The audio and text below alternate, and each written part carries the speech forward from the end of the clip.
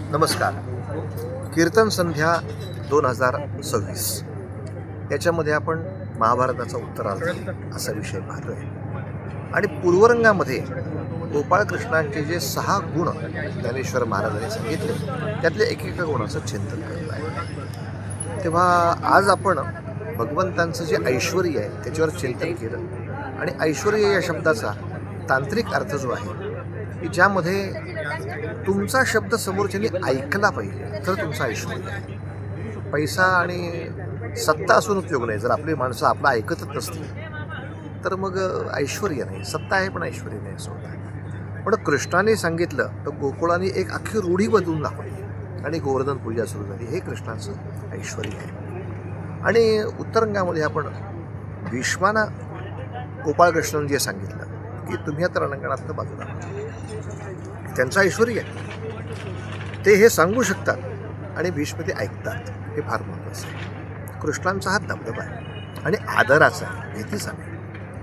आणि भीष्म युद्धातून बाजूला झाले आणि द्रोणाचार्यांना त्या ठिकाणी सेनापती नेमलं आणि अट अशी घातली एक तरी महायोद्धा कोणतरी मारा. आणि मग द्रोणांच्या डोक्यात अभिमन्यूच्या दृष्टीनं चक्रव्यूहाचा विचार सुरू झाला. हा विषय आपण आजच्या काळात घेतला. उद्याच्या कीर्तनामध्ये आपण भगवंताच्या यश या गुणावरती चिंतन करणार आहोत. आणि त्यातलं एक फार महत्त्वाचं सूत्र असं आहे, उदाहरणं तो खूप देईन मी, पण महत्त्वाचं सूत्र असं आहे की जे ठरलं आहे ते होणं म्हणजे यश हे आपण सामान्य जाणतो. पण ते जरी झालं नाही तरी त्या दिशेनं यशस्वी प्रामाणिक वाटचाल करणं याला सुद्धा यशच म्हणतात. ही यशाची व्याख्या पाहता गोपाळकृष्णांना या युद्धामध्ये प्रत्यक्ष मिळालेला यश हाही आपण विचार करणार आहोत. आणि तसंच यशाच्या मार्गाने एक प्रामाणिक वाटचाल सगळ्यांकडनं त्यांनी कशी करवली आणि त्यामुळे ते वाटचाल ते सुद्धा यशच. जसं आपण म्हणतो की भगतसिंगांना काय इच्छा होती, भारताचा झेंडा बघायचा, पण त्यांच्या आयुष्यात पूर्ण नाही झाली.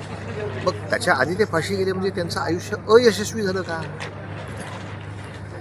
त्याने यशाच्या मार्गाने प्रामाणिक वाटचाल केली ना म्हणजे ते यशस्वी. अशा अर्थाने ते यश त्यांनी पांडवांना कसं मिळवून दिलं आणि जे आपण समजतो तसंही यश त्यांनी कसं मिळवलं या दोन्हीचं आपण चिंतन उद्या करू.